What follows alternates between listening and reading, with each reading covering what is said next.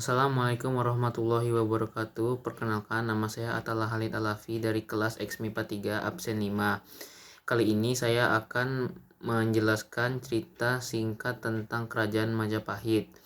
Kerajaan Majapahit pernah menjadi bagian dari sejarah besar bangsa Indonesia di Nusantara, pusat pemerintahan atau ibu kota kerajaan yang berdiri pada akhir abad ke-13 Masehi ini.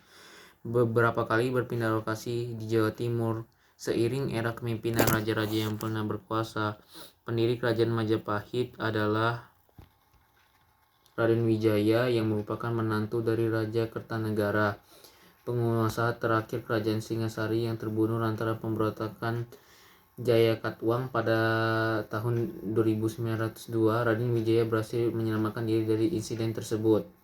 Pendeklarasian berdirinya Kerajaan Majapahit dilakukan setelah Raden Wijaya berhasil mengalahkan Jayakatwang pada 1293.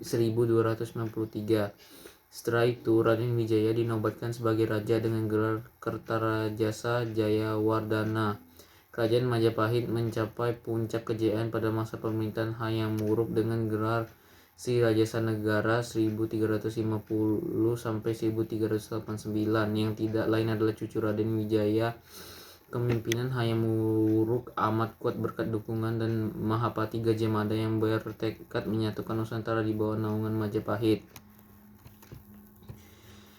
Kerajaan Majapahit sudah berpindah pusat pemerintahan 3 kali, namun masih di wilayah Jawa bagian timur. Yang pertama di Mojokerto, ibu kota pertama Kerajaan Bacorak Hidup Bunda ini adalah di Mojokerto pada masa kepemimpinan pendiri sekaligus raja pertama Raden Wijaya alias Kertarajasa Jayawardana.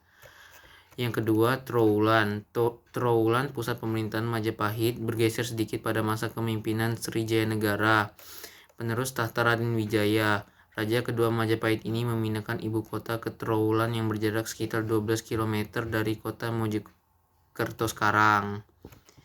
Yang ketiga, Daha.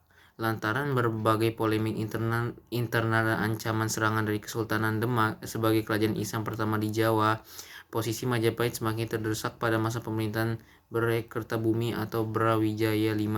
Karena itu pengaruh Islam memang sedang berkembang pesat di Jawa sehingga muncul Kesultanan Demak yang didirikan oleh seorang pangeran dari Majapahit bernama Raden Patah.